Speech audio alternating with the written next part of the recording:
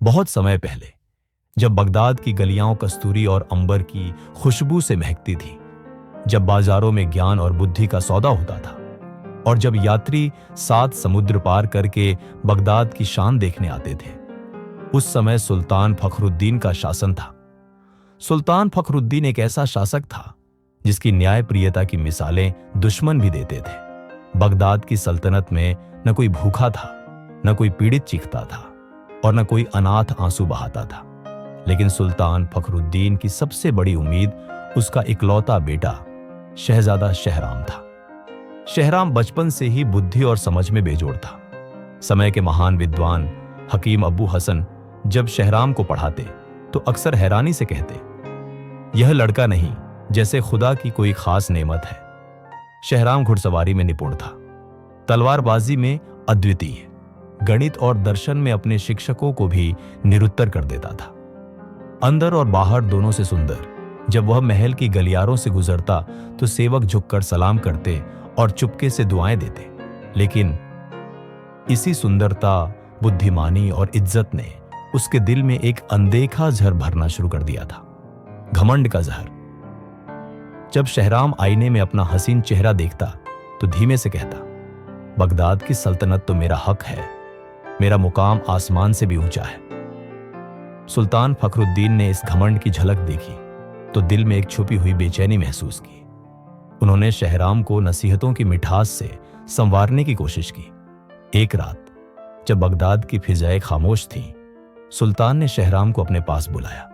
चांदनी से भरे कमरे में सुल्तान ने धीरे से कहा, बेटे, जो डाल फलों से झुकती है वही सलामत रहती है, और जो घमंड से तन जाती है वह टूट जाती है। याद रखना, सुल्तान वह नहीं जो तख्त पर बैठता है, बल्कि वह है जो दिलों पर राज करता है। शहराम ने सुनकर सिर हिलाया, मगर दिल में कहा, वक्त आने दो, दुनिया को दिखाऊंगा कि बादशाहत क्या होती है। समय बीतता गया।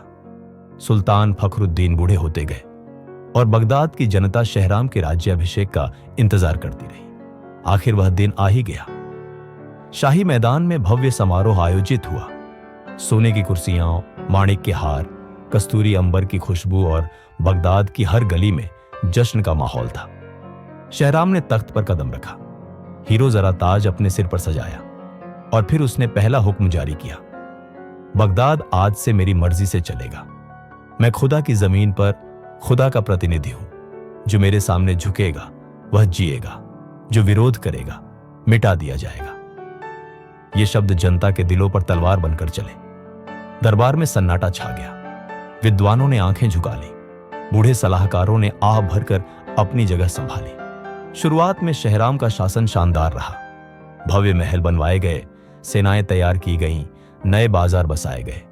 मगर उसके भीतर का अहंकार बढ़ता गया। वह समझने लगा कि बगदाद की रोशनी उसकी ही देन है। कुछ महीनों बाद शहराम ने अपने दरबार के पास एक भव्य महल बनवाया। ऐसा महल जिसके दरवाजे सोने के, स्तंभ चांदी के और दीवारें नीलम की थी। महल के मुख्य दरवाजे पर लिखा गया, यहां केवल बादशाहों का प्रवेश है, गुलामों और फकीरों का नहीं। उसी दिन एक अजीब दृश्य देखने को मिला। फटे हाल कपड़ों में लिपटा सफेद बालों वाला एक दरवेश दरबार के दरवाजे पर आया। उसने ऊंची आवाज में कहा, ऐ बगदाद के बादशाह, घमंड वह सांप है जो अपने पालने वाले को भी डस लेता है। आज तू अपने महल में खुश है, कल यही महल तुझे निगल जाएगा। शहराम ने गुस्से से तिल मिलाकर सैनिकों को हुक्म दिया, इस गुस्ताख को अंधेरे कारागार में डाल दो ताकि यह दोबारा बोलने लायक न रहे। लेकिन तकदीर की लकीरें इंसान नहीं खींचते।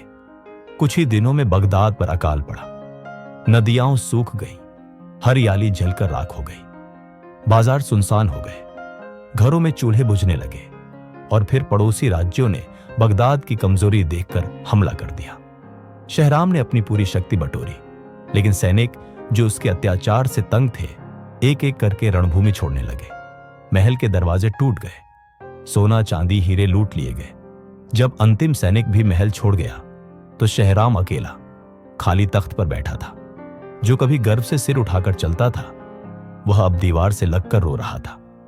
एक सुनसान रात शहराम ने महल की पिछली दीवार फांदी और शहर की गलियों में गुमनाम हो गया। उसका सुंदर चेहरा मिट्टी में सना था। उसके नाजुक हाथ कांटों से घायल थे। उसकी आंखों में एक ही सवाल था, आखिर मेरे साथ ये क्यों हुआ? भूख, प्यास, अपमान और गरीबी ने शहराम के घमंड को चकनाचूर कर दिया। वह दिन रात फकीरों के साथ बैठकर 2 वक्त की रोटी मांगता और रातों को खुदा से माफी मांगता। एक दिन एक बुजुर्ग महिला ने उसे खाना दिया। शहराम ने रोते हुए कहा, मैं बगदाद का शहजादा था, आज रोटी का मोहताज हूं। बुजुर्ग महिला मुस्कुराकर बोली, बेटा, बादशाहत तो उसकी है जो दिलों को जीत ले, घमंड तो मिट्टी है। कुछ वर्षों में शहराम ने एक नई जिंदगी शुरू की।